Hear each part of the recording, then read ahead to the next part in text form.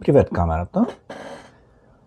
Днес реших да поговорим за зареждането на телефоните, когато са на таблото на мотоциклета, т.е. когато са сложени като навигация. Много често ми се случва да го правя това. Взех си клат-лок с антивибрационна система, за да може да не нарадат камерите, тъй като те са от тези, където си такова вибрациите. От много дълго време ползвам тази система и забелязах едно нещо. USB-C-то, което е отдолу, телефона, когато е на мотора, с антивибрационната система, вибрира по различен начин и се движи по различен начин от другата част на мотора. А USB кабела, пример виждаме тук, вибрира по съвсем различен начин. Колкото и да е различен кабела, има и такива тънки кабелчета, колкото е различен кабел, вибрацията между телефона и кабела е различна. И се получава следното. Слагаме USB кабела и при самата вибрация, тъй като USB кабел е фанат по различен начин, кабела излиза и спира да зарежда. Но излиза до такава степен, че може да не го видите, че е излезнал и спира да зарежда. Но седи там, но не зарежда. И вие губите батерия и не знаете защо. Мислите си, че нещо се е прецакало до телефона ли.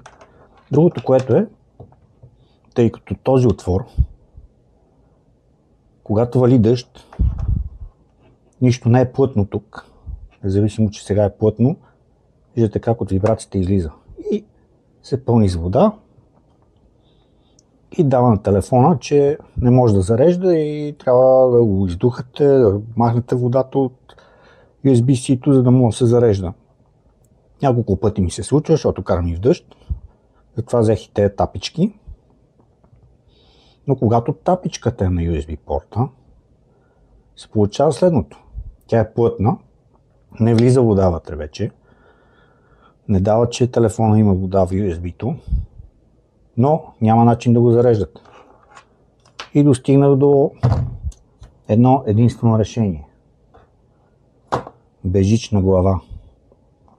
Това е единственото решение за използването на телефона по този начин. Тук вече главата е хваната по много различен начин. Мръднем телефона. Главата вече е на мотора. Замества тази част вече на мотора с най-късия кабел. Но тук може да видите нещо. Първото нещо е двете нива на изолация към главата, защото е waterproof. И другото, което е, това USB на бебето, на верчето не е по този начин. Това USB на бебето влиза толкова плътно, има в самото USB, точно тук се пада един уплътнител. Когато е отворено и е сложено USB-то, пак е водопропускливо. И тази глава вече е на мотора, който карам ежедневно. Монтира се много лесно, има инструкция, някъде тук беше инструкцията, не си спомням къде е. Ето е инструкцията. Както се вижда, че е waterproof. Инструкцията е следната, развивате тази част, монтирате с пинта, който е вложен, слагате водонепроницаемото USB в това и си връзвате всичко както е.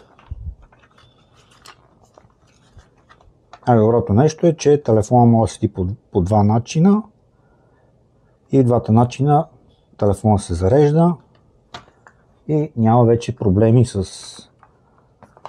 това, което ни се случва на мен, т.е. USB-C-то изпуска и излиза. Така че този телефон вече ми е неразделна част от навигацията и така камерата. Това исках да покажа днес.